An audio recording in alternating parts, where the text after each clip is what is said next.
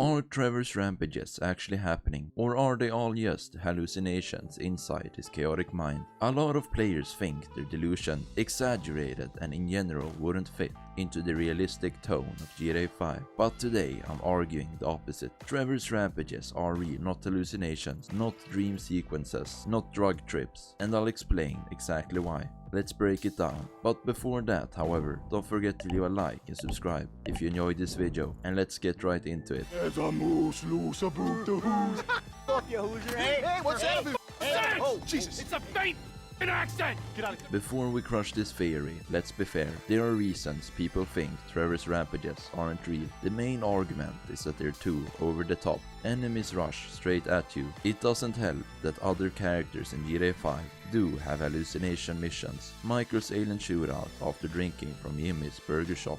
Trevor's clown nightmare from Barry's spiked joint. So naturally, people assume if those drug trips were fake, maybe Trevor's rampages are too. It's a cool theory, it fits his psychotic personality and gives his violence a symbolic layer. But when you actually dig into Rockstar's design choices and the story structure, it doesn't hold up. To figure this out, we have to look how Rockstar shows hallucinations in GTA 5. Every time a character hallucinates, Rockstar makes it very obvious. The screen warps, color distort. The whole game tells you that what you're seeing isn't real. Take Michael's alien trip for example. There's a fade-in effect. Michael's dialogue fades. I'm protecting you from yourself.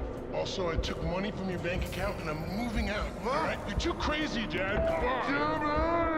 And suddenly you're in the sky in a UFO and wakes up with a bunch of aliens surrounding you. When it's over, the visuals snap back to normal and Michael literally wakes up on the ground. In Trevor's rampages, none of that happens. No screen effects, no dream filter, and no snapback moment. The world looks exactly the same as it does in normal missions. That's the first major sign that Rockstar wants us to treat these events as canon gameplay, not hallucination sequences. If these rampages were meant to be delusions, Rockstar would have told us, just like they did with Michael and Barry's joint trips. Trevor's rampages fits his character perfectly. Come on! My throat's dry as a motherfucker.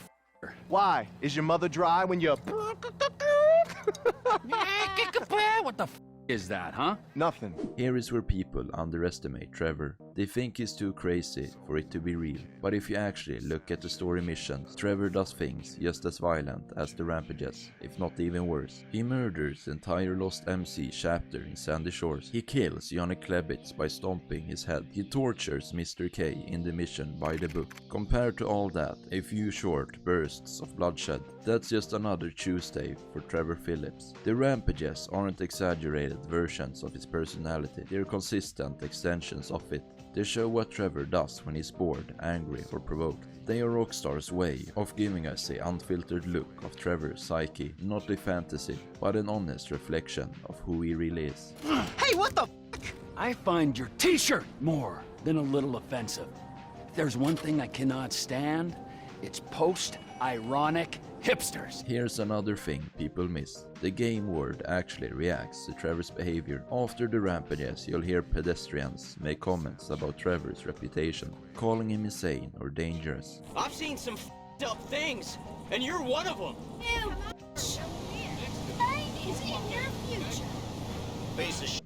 Even though the rampages are side missions, they affect how the world sees him. While these dialogues are not direct references to Trevor's rampages, they seem to be somewhat correlated to his reputation. Interestingly enough, he also gains kills on the stats during the rampages, and it has positive consequences like gaining money by doing them. If you purchase the scrapyard property, you receive a certain amount of money for each car you destroy. And when you destroy vehicles in the rampages, your income significantly increases, showing that the actions in the rampages have real positive effects. And if we compare this to the hallucination missions, no one ever talks about Michael's alien encounter, no one mentions the clowns attacking Trevor in the middle of the city, because they didn't happen. Rockstar's word logic is consistent. If other characters react to it, it's canon. Trevor's violence exists within that logic. People fear him. News chatter references chaos in Blaine County. A series of explosions destroyed a trailer park in the Alamo Sea, leaving dozens dead in what appears were part of a deliberate attack.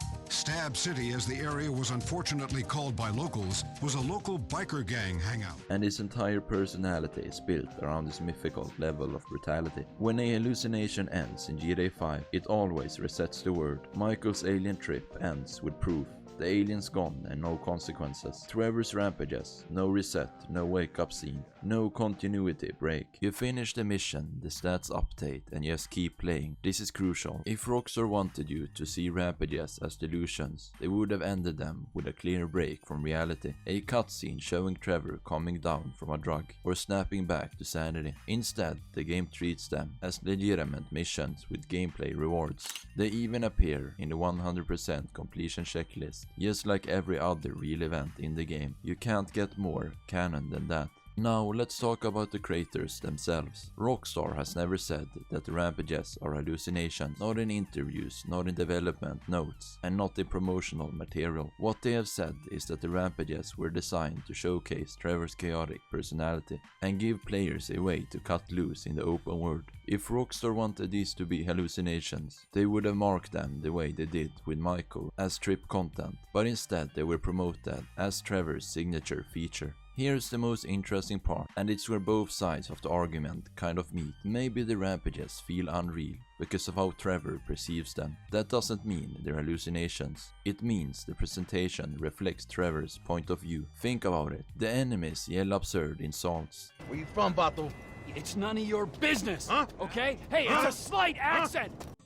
The screen gets red when you trigger rampage mode, and all of this could symbolize how Trevor experiences violence. To him, killing isn't traumatic. It is a way of relieving anger and stress. So when you play a rampage, you're not seeing a hallucination. You're seeing the world through Trevor's eyes. Now let's talk canon. GTA 5 has a lot of side missions that don't directly affect the story, but are still considered canon, like bounty hunting with mod. The rampages are treated the same, optional but real. They affect gameplay stats, kill counts and achievements. If Rockstar thought they were delusions, they wouldn't tie them to progress tracking or trophies. It's clear Rockstar considers them legitimate parts of Trevor's criminal career, just like any other side activity. So are Trevor's rampages hallucinations?